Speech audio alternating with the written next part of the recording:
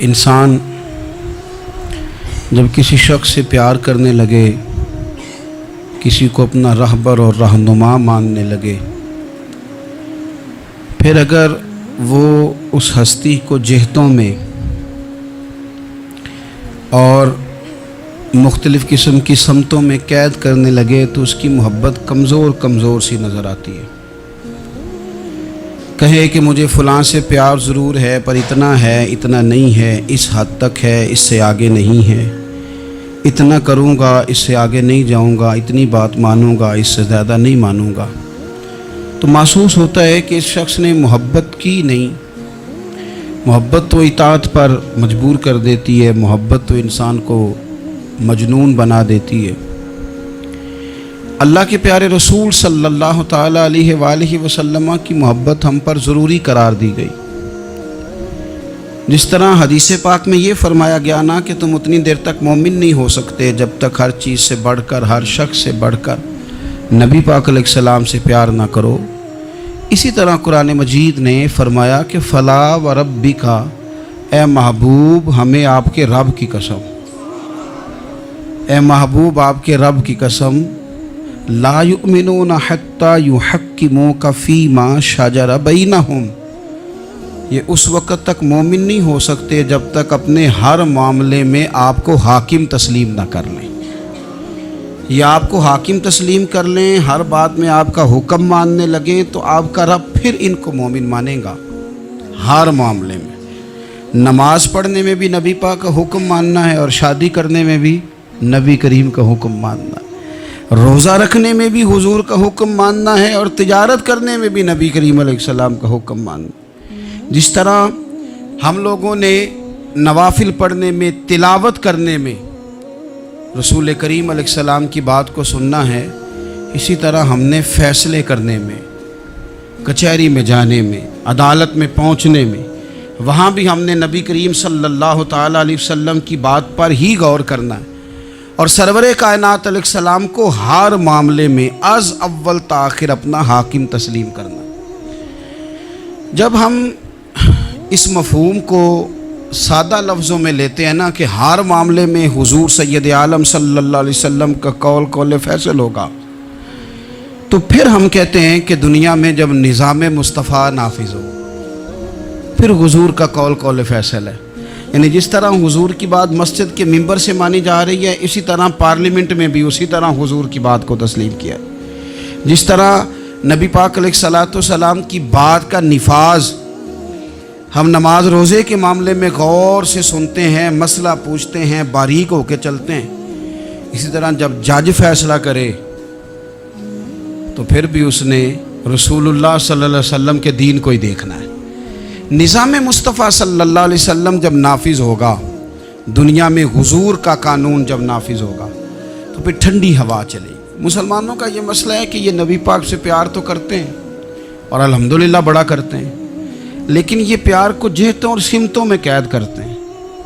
یعنی مسجد میں آ کے درود شریف پڑھتے وقت اگر حضور کے غلام ہوتے ہیں تو فیصلہ کرتے وقت اور اپنے حق میں فیصلہ سنتے وقت، اس وقت بھی ہمیں نبی پاک کا ہی غلام ہونا چاہیے۔ ہمیں ووٹ لیتے وقت بھی حضور کے غلام اور ووٹ دیتے وقت بھی نبی پاک صلی اللہ علیہ وسلم کے غلام۔ جب تک نظام نافذ نہیں ہوتا، نظام، یورپ کو آپ کی نماز سے تکلیف ہی کوئی نہیں تو نماز پڑھنے کے لیے مسجدیں بنانے کی اجازت دیتے ہیں، قرآن پاک جتنا مرضی آپ وہاں پڑھیں وہ اجازت دیتے ہیں، آپ زکاتیں دیں جتنی مرضی، وہاں سے لوگ چندے اکٹھے کر کے یہاں نہیں لے آتے، کریں جو مرضی۔ ان کو آپ کی نہ نماز سے پریشانی ہے، نہ مسئلہ زکوٰۃ سے پریشانی ہے، نہ صوم و صلات سے مسئلہ ہے، ان کو تو مسئلہ یہ ہے کہ کچہری میں کہیں نبی پاک کا دین نہ آ جائے، ان کو تو مسئلہ یہ ہے کہ کہیں پارلیمنٹ میں حضور کا دین نہ آ جائے۔ دو قومی نظریے کیا ہیں اور نظریہ پاکستان کیا ہے جس کی بنیاد پر پاکستان بنا؟ بڑے ٹھنڈے دل سے میری بات کو سمجھیے گا۔ پاکستان اگر اچھی سڑکوں کے لیے، ترقی کرنے کے لیے بنا تھا تو یہ ترقی ہندوستان میں رہ کے بھی ہو سکتی تھی۔ انڈیا والے کہتے ہیں کہ ہم نے ترقی نہیں کرنی، کچی سڑکوں پہ چلنا ہے، ہم نے ٹیکنالوجی نہیں بنی، یہ کام وہاں بھی ہو سکتا تھا۔ اگر آپ یہ کہیں کہ پاکستان جمہوریت کی مضبوطی کے لیے بنایا تھا کہ ڈکٹیٹر کوئی نہیں آئے گا، صرف جمہوری قوتیں کام کریں گی، تو جمہوریت میں تو انڈیا بظاہر آگے نکل گیا ہے، ان کی جمہوریت تو زیادہ اچھی نظر آتی ہے، کبھی ڈکٹیٹر نہیں آیا۔ آپ نے پاکستان کیوں بنایا؟ اگر آپ نے یہی کام کرنے تھے، فحاشی اور یانی اور جو مرضی جس کے من میں آئے کرے، اور کوئی فرق نہ ہو یہاں کے اور وہاں کے کلچر میں، رشوت خوری، بھتہ خوری اور ناجائز فروشی، سارے کام اگر ہونے تھے تو یہ کام وہاں بھی ہوتے ہیں۔ پاکستان کیوں بنا؟ کیوں اتنی ساری 40,000 لوگوں نے اپنی جانوں کی قربانیاں دیں؟ دنیا کی سب سے بڑی ہجرت ہوئی ہے، سب سے بڑی، جب پاکستان بنا، یہ سب سے بڑی ہجرت تھی، اتنی بڑی ہجرت ہی کبھی نہیں ہوئی۔ کیوں اتنا کچھ ہوا؟ وہ اس لیے ہوا کہ ہمیں بتایا گیا تھا کہ وہاں نہ سوشلزم، نہ وہاں خالی جمہوریت کا راگ الاپا جائے گا، بلکہ ایک بلند نعرہ لگایا گیا تھا۔ نعرہ کیا تھا؟ پاکستان کا مطلب کیا؟ پاکستان کا مطلب کیا؟ لا الہ الا اللہ محمد رسول اللہ صلی اللہ علیہ۔ یہ عنوان بنایا گیا۔ غریب آدمی کو بتایا گیا کہ جب پاکستان بنے گا تو وہاں حضور کا نظام نافذ ہوگا، جاگیردار کی اور غریب کی تفریق ختم ہوگی۔ جس طرح امیر کے بچے کو کالج میں داخلہ ملے گا، غریب کے بچے کو بھی ملے گا۔ وہاں بتایا گیا کہ لوگ وہاں ہر لحاظ سے اپنے آپ کو برابر سمجھیں گے۔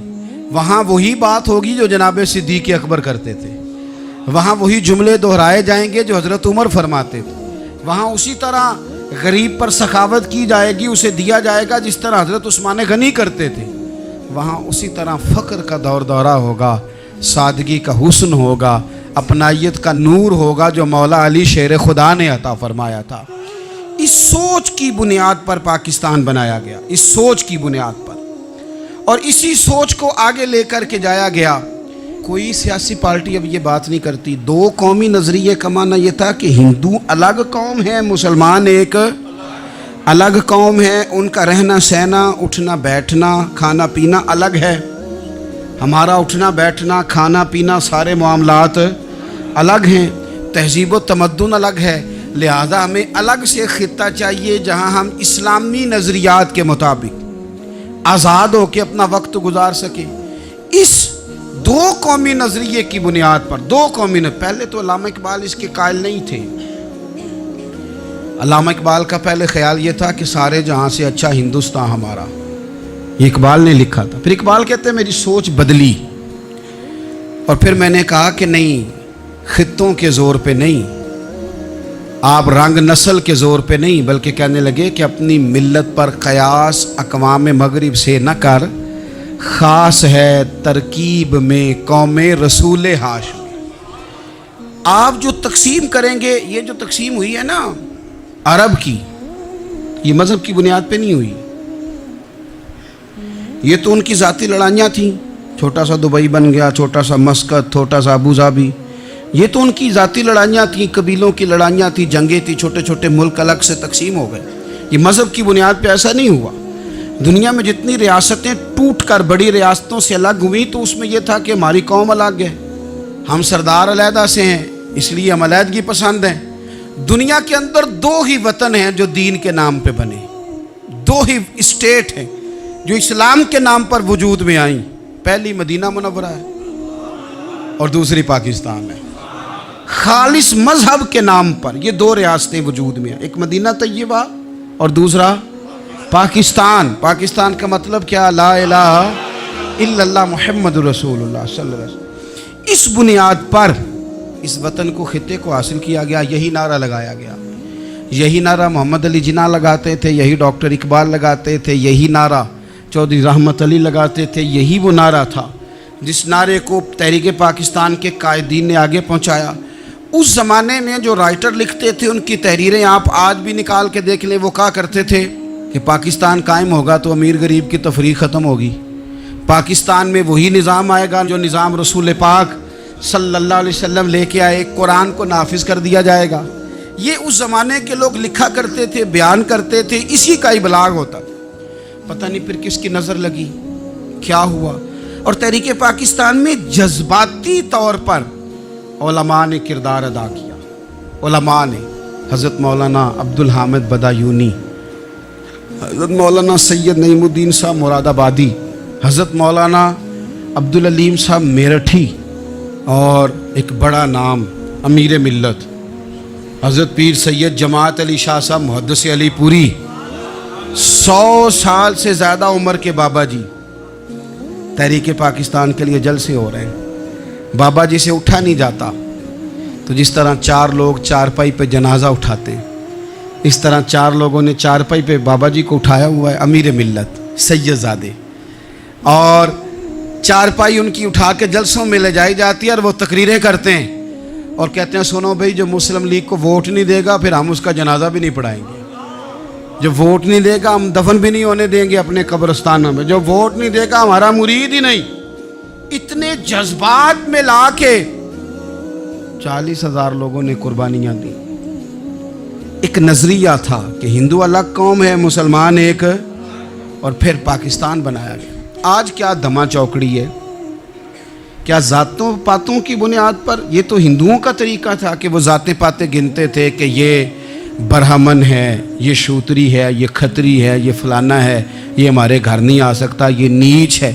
اور اگر آج اس ملک میں بھی الیکشن ذات کی بنیاد پہ لڑا جائے، اور یہاں بھی صرف اس لیے سپورٹ کیا جائے کہ یہ میری برادری کا ہے، صرف اس لیے سپورٹ کیا جائے کہ میرا قبیلہ ہے، پہلے دیکھا جائے کہ یہاں کون سی برادری مضبوط ہے تو اس کینڈیڈیٹ کو ٹکٹ دیا جائے، تو پھر کیا آپ نے وطن بنا کے کیا کمال کیا؟ تو اس کا ایک نظریہ ہے۔ کیا نظریہ ہے؟ کہ مسلمانوں کا رہنا، اٹھنا، بیٹھنا، کھانا پینا الگ ہے۔ دیکھو ایک سادی سی بات ہے، یا آپ نے داڑھی رکھنی ہے، مونچھیں رکھنی ہے، تو اس پر بھی نبی پاک صلی اللہ علیہ وسلم نے کہا کہ الگ سے تمہاری شناخت ہونی چاہیے، الگ سے۔ فرمایا تم نے یہودی چونکہ مونچھیں بڑی رکھتے تھے، فرمایا تم نے داڑیاں بڑی کرنی ہیں، مونچھیں پست رکھنی ہیں، یہودیوں کی مخالفت کرنی ہے۔ یہ لفظ ہیں حدیث میں ساتھ۔ سادی سی بات ہے نا، پگڑی باندھنی ہے، باندھ لے کوئی آدمی۔ ہمارے پنجاب میں لوگ پگڑی بھی کہہ دیتے ہیں، صافہ بھی کہہ دیتے ہیں، کلا بھی کہہ دیتے ہیں، جو جس کے من میں آیا۔ لیکن حضور نے تاکید لگائی، فرمایا خاص ہے یہ بھی، یہ اسلام کا کلچر ہے، کلچر الگ سے ہے۔ فرمایا یہودی بغیر ٹوپی کے سر پہ پگڑی باندھتا ہے، تم نے پہلے ٹوپی پہننی ہے پھر پگڑی باندھنی، یہودی کی مخالفت کرنی۔ یہ الگ کلچر ہے، الگ تہذیب ہے مسلمانوں کی، خاص ہے ترکیب میں قوم رسول ہاشمی۔ آپ کی عدالت میں وہ والا نظام نہیں ہوگا جو امریکہ میں ہے، آپ کی عدالت میں وہ والا نظام نہیں ہوگا جو برطانیہ میں ہے، آپ کے پارلیمنٹ میں وہ نظام نہیں چلے گا جو یورپ کا، برطانیہ کا، فلانے کا ہے۔ آپ کی پارلیمنٹ میں، آپ کی عدلیہ میں وہ نظام چلے گا جو قرآن کا ہے اور رسول اللہ کے فرمان کا ہے۔ یہ نظریہ تھا، نظریہ۔ اب اس نظریے کی لوگ بات ہی نہیں کرتے، عوام بھی نہیں کرتی، بالکل نہیں۔ میں بڑی دیر سے رو رہا ہوں، بہت سارے بڑی بڑی گدیوں کے پیر بھی نہیں کرتے۔ ان کو پتہ ہے کہ اگر نظام مصطفیٰ نافذ ہوتا ہے تو مجھے بھی بتانا پڑے گا کہ 80 مربع کہاں سے آئے، مجھے بھی بتانا پڑے گا کہ یہ جو میں 1.25 کروڑ کی کار میں گاڑی میں گھومتا ہوں تو یہ کہاں سے آئی، حساب دینا پڑے گا۔ اور پھر جب پاکستان بن گیا، قربانیوں کے بعد بنا، آپ نے ناراض نہیں ہونا، میرا مہاجر فیملی سے تعلق ہے، جو عزیز رشتہ دار قریبی یہاں رہتے تھے نا، مقامی، وہ تو مہاجروں میں رشتہ داری نہیں کرتے تھے۔ صحیح کہہ رہا ہوں؟ کہتے ہیں مہاجر ہے، اچھا جی غیر مسلم ہے، جگہ نہیں دیتے تھے رہنے کو۔ میں کیسے آپ کو بات بتاؤں؟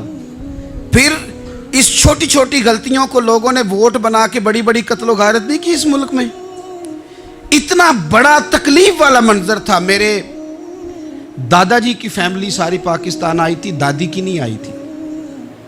97 میں میری دادی کا انتقال ہوا، وہ آخری دن تک رویا کرتی تھی، اے جی پتر پتہ نہیں میرے پرا ہیں کہ فوت ہو گئے، پتہ نہیں میرا کوئی چچا ہے کہ سارے چلے گئے۔ کس لیے آپ نے، اگر یہی دھما چوکڑی سیاست کی کرنی تھی، ذات پات آپ نے رکھنی تھی، تو وہاں کوئی دکھ تھا؟ یہ تماشے تو وہاں بھی ہو رہے۔ وہ آخری دن تک رویا کرتی تھی۔ اب تو خیر آنکھیں بڑی جدید، ان کا آپریشن ہوتا ہے، تو ایک زمانے میں آنکھوں کا آپریشن ہوتا تھا، ڈاکٹر کہتے تھے لائٹ بند رکھو، سبز رنگ کی پٹی باندھو، 4 گھنٹے کے بعد دارو ڈالنا ہے آنکھ میں، ڈراپس ڈالنے۔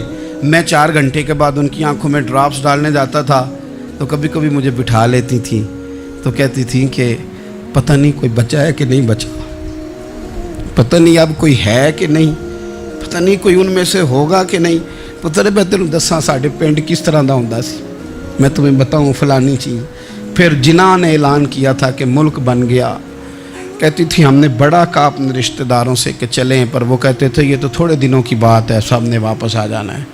میں نے 2 دفعہ یہ ماحول دیکھا ہے اٹاری اسٹیشن پہ, واگا بارڈر پہ, ایئرپورٹوں پہ. ایک بھائی ادھر ہے, ایک ادھر ہے. اس طرح تڑپ کے روتے ہیں جب لوگ انڈیا پاکستان آتے جاتے ہیں. کیوں آپ نے یہ سارا کچھ کیا؟ صرف ایک نعرہ تھا کہ پاکستان کا مطلب کیا؟ لا الہ الا اللہ محمد الرسول اللہ. صرف ایک نعرہ تھا کہ یہاں ہم حضور کا دین لے کے آئیں گے. وہ دین تم لائے نہیں. انہیں نوابوں, وڈیروں, چودھریوں کے ذمے تم نے کام لگا دیا. اپنے ملک میں حضور کے نظام کے لیے جد و جہد کریں. یہ بنا ہی نبی پاک کے نظام کے لیے. اس کا کوئی دوسرا حل ہو سکتا؟ کوئی حل نہیں. یہ حضور کے نظام کے لیے بنا ہے. 2-3 باتیں آپ کی خدمت میں عرض کرنی ہے جو آپ نے زیادہ غور سے سننی. سب سے پہلے تو پاکستان بدلنے کے لیے ضروری ہے کہ نظام مصطفیٰ کے لیے جد و جہد کی جائے, فکر حسینی اپنائی جائے, اور وقت کے ہر یزید کو للکارا جائے, اور للکار کر کے نظام کے لیے کوشش کی جائے کہ نظام مصطفیٰ اس ملک میں نافذ ہو. اس جد و جہد کو آگے بڑھایا جائے. وہی جد و جہد جو ہمارے بزرگوں کا قافلہ صدر الافاضل سید نعیم الدین مراد آبادی سے لے کر علامہ شاہ احمد نورانی صدیقی تک, اور آج کے اس دور کے اکابرین تک جو جد و جہد کرتا آیا ہے, اس جد و جہد کو اپنایا جائے. ہمارے منہ سے یہ لفظ نکلیں کہ ہمیں صرف مسجد میں دین نہیں چاہیے, کچہری میں بھی چاہیے. دیکھیں نا, کچہری میں دین نافذ ہو تو کس طرح ہوتا ہے. تراویح بڑی سونی حضرت ابی بن کعب پڑھایا کرتے تھے, قرآن بڑا سونا پڑھتے, تو حضرت عمر نے کہا یہ تراویحیں پڑھائے گی. اب چونکہ قرآن اچھا پڑھتے تھے, اچھا سمجھتے تھے, تو حضرت عمر نے فرمایا چونکہ قرآن اچھا پڑھتے ہیں لہذا چیف جسٹس بھی انہی کو بنانا ہے, جن کو سمجھ ہو قرآن کیا کہتا ہے فلاں چیز کے بارے میں. تو قاضی القضاء جج بھی حضرت ابی بن کعب کو بنایا. حضرت عمر پر ایک بندے نے مقدمہ کر دیا, حضرت عمر نے انہیں قاضی بنایا ہے, مقدمہ کر دیا. جناب عمر پیش ہوئے عدالت میں. پہلے تو وہ اٹھ کے کھڑے ہو گئے, پھر اس کے بعد مدعی نے جناب عمر سے کہا کہ آپ گواہ دیں. حضرت عمر کے پاس گواہ نہیں تھے, تو اس نے کہا ٹھیک ہے پھر آپ قسم دیں. تو حضرت ابی بن کعب رضی اللہ تعالیٰ عنہ فرمانے لگے آپ کو امیر المومنین کے ساتھ یہ رویہ اختیار نہیں کرنا چاہیے. آپ امیر المومنین سے قسم کا مطالبہ کر رہے ہیں. آپ کو پتہ نہیں کہ یہ وہ ہستی ہے جن کی رسول پاک علیہ الصلوۃ والسلام نے گواہیاں دی ہیں کہ بڑے کام کے آدمی ہیں, ان کی فضیلتیں حضور نے بیان فرمائی ہیں. آپ امیر المومنین سے. حضرت عمر نے جناب ابی بن کعب کی طرف دیکھا. حمایت تو حضرت عمر کی کر رہے تھے نا, لیکن یہ نظام مصطفیٰ ہے, یہ حضور کا دین ہے. حضرت عمر فرمانے لگے آپ اس مقدمے کا فیصلہ کر لیں, بعد میں آپ کو معزول کر دیا جائے گا. یہ آپ نے کیا کہا کہ امیر المومنین سے مطالبہ نہ کریں؟ فرمایا میں جتنا مرضی بھی معزز ہوں تو نبی پاک کی قاعدے کے اندر نا, جو قانون حضور نے دیے میں اس کے اندر ہوں. کسی کا اعزاز اسے قانون سے باہر لے کر نہیں جاتا. میں قانون میں ہوں اور نظام مصطفیٰ کے سائے کے نیچے ہوں. سب سے پہلے تو نظام مصطفیٰ کا مطالبہ کریں. دوسرا میں آپ کو ایک بات عرض کروں, ایک ہوتا ہے گھر, ایک ہوتا ہے قبرستان, ایک ہوتا ہے گھر, ایک ہوتا ہے ڈیرا. ان دونوں میں فرق ہے. ہمارے حکمرانوں اور سیاست دانوں کے لیے پاکستان یہاں تو قبرستان ہے, یہاں ڈیرا ہے. اگر کوئی مر جائے تو یہاں لا کے دفن کر دیتے ہیں تاکہ پتہ چلے ہم یہاں کے باسی ہیں. یہاں ڈیرا آپ کو پتہ ہے نا, پنجابی میں ڈیرا سمجھتے ہیں, فارم ہاؤس, بیٹھک, سمجھ میں آتا ہے نا مسئلہ. ڈیرے پہ نا لوگ مکان نہیں بناتے تھے, اچھا باورچی خانہ نہیں بناتے تھے, کیونکہ ڈیرے پہ سیاست کرنی ہوتی ہے. کوئی 2-4 بندے آئے, بیٹھے, چائے شائے پی, چلے گئے. رہائش جہاں ہوتی ہے وہاں سونے کے لیے, بیٹھنے کے لیے, آرام کرنے کے لیے, کچن, باورچی خانہ, کھانے پینے کے لیے, وہاں اپنے گھر والوں کے لیے بندہ بندوبست کرتا ہے. پاکستان کو تو ڈیرا بنایا ہوا ہے. یہاں تو یہ آتے ہیں ڈیرے داری کرنے کے لیے. سیاست کی 4 دن, لوگوں کو قائل کیا, الیکشن لڑا, جیت گئے تو رہ گئے, ہار گئے تو چلے گئے, اور جب جیتنے کے بعد بھی حکمران رہے تو رہے, نہ رہے تو چلے گئے. یہ تو ڈیرا ہے. لیکن ڈیرے میں زیادہ نقصان چودھری کا نہیں ہوتا کہ وہ چودھری بنا ہوا ہے. زیادہ ظالم وہ ہوتا ہے جو اپنے آپ کو کمی سمجھتا ہے, وہ نقصان کرتا ہے, چودھری کا بھی, چودھری کے بچوں کا بھی. وہ اسے تکبر میں مبتلا کرتا ہے، وہ اس کو کہتا ہے کہ تو بادشاہ سلامت، وہ اس کا دماغ خراب کرتا ہے۔ اس لیے شیخ سعدی کہتے تھے بہت سارے لوگوں کو ان کے مشیر تباہ کر دیتے ہیں کہ تو بلے بلے۔ تو پاکستان ان لوگوں کے لیے یا ڈیرا ہے یا قبرستان ہے، گھر تو میرا اور آپ کا ہے، لہذا ہم نے اسے گھر سمجھنا ہے، صرف اپنے گھر کو نہیں۔ ہماری گلی بھی ہمارا گھر ہے، ہماری سڑک بھی ہمارا گھر ہے، ہمارے پارک ہمارا گھر ہیں، پبلک پراپرٹی ساری ہماری ہیں۔ ہم نے حکمرانوں کا صرف انتظار نہیں کرنا، ہم نے ریپر دیکھ کے پھینکنا ہے کہ گھر ہمارا ہے، ہم نے سڑک پہ کچرا دیکھ کے پھینکنا ہے کہ گھر ہمارا ہے، ہم نے اس کے ذروں سے، اس وطن کی مٹی سے پیار کرنا ہے۔ اور یہ آپ چھوڑ دیں کہ سندھ میں فلانے کی حکومت ہے اور خیبر پختونخوا میں فلانے کی حکومت ہے، پنجاب فلانے کا ہے اور بلوچستان فلانے کا ہے، یہ باتیں آپ چھوڑ دیں۔ خیبر پختونخوا بھی درویشوں کا ہے، حضرت بابا عبدالرحمن کا ہے، پیر عثمان کی شریف کا ہے خیبر پختونخوا، سندھ حضرت عبداللہ شاہ غازی کا ہے، اور پنجاب بابا فرید کا ہے اور داتا علی اجمیری کا ہے۔ تو میرے عزیز، سب سے پہلے تو نظام مصطفیٰ کا مطالبہ کریں، پھر اس کی صفائی میں، ستھرائی میں، تعمیر میں، ترقی میں اپنا کردار ادا کریں۔ تیسری بات یہ کہ لوگوں کو یہ بات سمجھائیں ایک دوسرے کو کہ بہت زیادہ خود غرض نہ بنیں، فقط اپنے گھر کی فکر چھوڑ دیں۔ یہ ملتوں کا طریقہ نہیں، قومیں اس طرح نہیں بنتی۔ فقط اپنے گھر کی فکر کرنا، ایسی ہوا چلی ہے کہ ہر شخص سوچتا ہے تمام شہر جلے بس ایک میرا گھر نہ جلے، یہ فکر چھوڑ دیں۔ دیکھیں نا، ہمیں بتایا گیا، نبی کریم صلی اللہ تعالیٰ علیہ وسلم کے فرمان نے بتایا کہ 40 گھر آگے، 40 گھر پیچھے، 40 گھر دائیں، 40 گھر بائیں، یہ تیرے پڑوسی ہیں۔ اور سخاوت تو کہاں سے شروع کر؟ حضور نے جناب ابو ذر غفاری سے فرمایا تھا کچھ نہ ہو سکے تو شوربہ ہی زیادہ پکا لیا کر، اسی سے پڑوسیوں کا بھلا کر۔ اپنے ارد گرد تھوڑا دیکھیں ہم کس کے کتنے کام آ سکتے ہیں، اور اگر کسی کے گھر میں کوئی پریشانی ہو تو اسے ختم کرنے کی کوشش کریں۔ اگر ہمارے دائیں بائیں کوئی آدمی کسی غلط چیز میں ملوث ہو تو دور کرنے کی کوشش کریں۔ کیوں بھلا؟ اس لیے کہ پڑوسی کے گھر کی آگ صرف اس لیے نہیں بجھانی چاہیے کہ اس کا گھر نہ جل جائے، پڑوسی کی آگ اس لیے بھی بجھا دینی چاہیے کہ اگر اس کے گھر سے آگ نہ بجھائی تو وہ ہمارے گھر بھی آ جائے گی، اگر ساتھ والے کے گھر کی آگ نہ بجھائی جائے تو وہ ہمارے گھر بھی آ جائے گی۔ اس لیے اس وطن میں جتنے گھر ہیں وہ سارے اپنے۔ ایک آخری بات آپ حضرات کی خدمت میں بڑی درد مندانہ میں نے عرض کر دی، درد مندانہ۔ اگر سیاستدان امیر کبیر ہمارا بھلا نہیں کرتے تو چلو ہم ہی ایک دوسرے کا بھلا کرنا شروع کر دیں، تھوڑا تھوڑا نفع کرنا شروع کر دیں۔ حضور علیہ السلام نے فرمایا لوگوں میں بہتر وہ ہے جو لوگوں کے لیے نفع مند ہو۔ اگر بہت زیادہ اونچے درجے کا افسر اگر ہمیں لگتا ہے اللہ ماشاءاللہ کہ وہ کرپٹ ہے، تو جہاں جہاں ہم بیٹھے ہوئے ہیں جس جگہ پہ، ان جگہوں پہ ہی ہم ایک دوسرے کا بھلا کرنے لگ جائیں۔ چلو مہربانی کرے ریڑھی والا یہ سوچ لے کہ میں نے وہ پھل نہیں لے کے جانا جو لوگوں کو بیمار کر دے گا، چلے سبزی والا یہ سوچ لے کہ یہ والی سبزی اب اتنی تباہ کن ہو گئی ہے کہ بیمار کرے یہ کام، چلو میڈیکل سٹور والا ہی مہربانی کرے کہ میں نے دعائیں صرف وہ لے کے آنی ہیں جو فائدہ مند ہیں، جو دعائیں ایکسپائر ہو گئی ہیں جن میں کوئی مسئلہ بن گیا ہے وہ میں نے کام نہیں کرنا۔ اور چلو کریانے والا ہی مہربانی کر دے، وہ بیسن ہی صحیح لے آئے یار، وہ والا نہ بیچے جو لوگوں کے لیے نقصان کا باعث، وہ بوتلیں اصلی بیچے نقلی نہ بیچے، کیونکہ وطن ہمارا ہے۔ آپ یقین کریں کہ میں اوپر کی بات نہیں کرتا، نیچے تک حال اتنا خراب ہے کہ آگے آگے جو پھل دکھانے کو لگائے ہیں وہ اور ہیں، اور ان کے پیچھے جو پڑے ہیں وہ اور ہیں۔ اتنا عجیب منظر، اتنی عجیب۔ میں اب تو چلیں کچھ احباب مجھے سفر کرا دیتے ہیں، ایک زمانے تک میں کرائے کی گاڑی میں سفر کرتا تھا۔